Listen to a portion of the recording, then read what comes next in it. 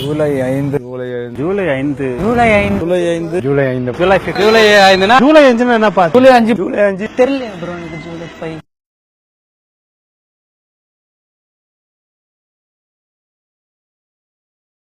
வணக்கங்க. கட்சி சார்பற்ற தமிழக விவசாயிகள் சங்கம், ஏர்முனை இளைஞர் அணி, ரெண்டு அமைப்பும் சேர்ந்து ஜூலை 5ஆம் தேதி பல்லடத்துல விவசாயிகளுக்காக தியாகம் பண்ணவங்களுடைய ஒரு நினைவு நாளை கொண்டாடுறாங்க. அதுல எல்லாரும் வந்து கலந்துக்கணும் அப்படின்னு கேட்டுக்கிறேன். விவசாயத்தினுடைய சிறப்பை எப்படி சொல்லலாம்னா, என்எஸ்பி ஐயா மூலமா சொல்லலாம். அவர் வந்து இங்கிலீஷ் ப்ரொஃபசர், MBA படிச்சவர். இருந்தாலும் இந்த விவசாயத்தினுடைய மேன்மையை உணர்ந்து அதையெல்லாம் தூக்கி வீசிட்டு வந்து விவசாயிகளுக்காக பாடுபட்டவர். 1971 அப்போ வந்து நாராயணசாமி நாயுடு அவர்களால் ஆரம்பிக்கப்பட்டது விவசாயிகள் சங்கம். அப்போ அவரோட தோளோடு தோள் என்று களத்தில் பணியாற்றினவர் வந்து ஐயா NSP அவர்கள்.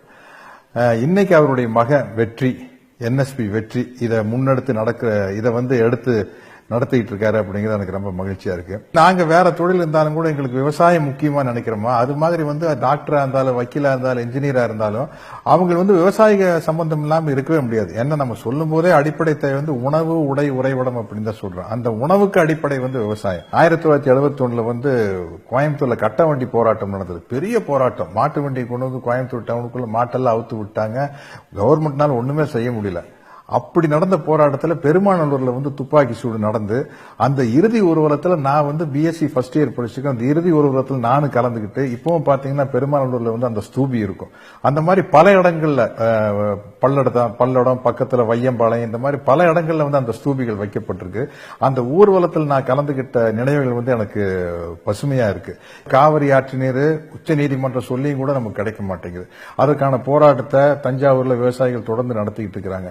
முல்லை பெரியாறு, பாலாற்று தடுப்பணை இப்படின்னு சொல்லி எல்லா வகையிலும் தமிழக விவசாயம் வந்து நசுக்கப்படுது. வேறு வேறு அமைப்புக்கு வந்து ஒரு பிரச்சனைன்னு வச்சுக்கலாம், அவங்க மட்டும் குரல் கொடுத்தா போதும். இப்ப எங்களுக்கு நடிகர்களுக்கு ஒரு பிரச்சனைனா அதை நடிகர் சங்கம் பார்த்துக்கும். ஆனா விவசாயிகளுக்கு ஒரு பிரச்சனைனா அதை எல்லாருமே பார்த்துக்கணும். ஏன்னா எல்லாருமே அதன் தொடர்புடையவர்கள். அதனால தான் நான் சொல்றேன்.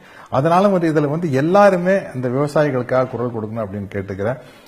நம்ம விவசாய நண்பர்களுக்கு, நானும் ஒரு விவசாயியா இருக்கிறதுனால சொல்லிக்கிறேன், இன்னைக்கு கட்டணம் இல்லாத மின்சாரம் நம்மளுக்கு கிடைக்குன்னா அதுக்கு 62 பேர் உயிர் தியாகம் பண்ணிருக்காங்க. இப்ப நானே நடிகனா வந்து நான் 40 வருஷத்துக்கு முன்னாடி நடிக்க வந்தேன். நடிகனா வந்து நான் சம்பாதிக்க ஆரம்பிச்சோன்னு நான் பண்ண முதல் காரியமே தோட்டம் வாங்கினதுதான். ஏன்னா எப்படி இருந்தாலும் அது நம்மளுக்கு சோறு போடும்.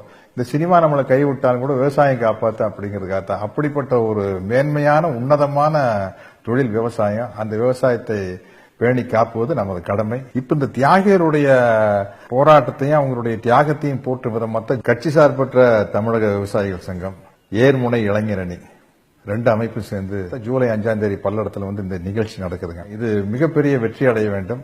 வணக்கம், வாழ்த்துக்கள்.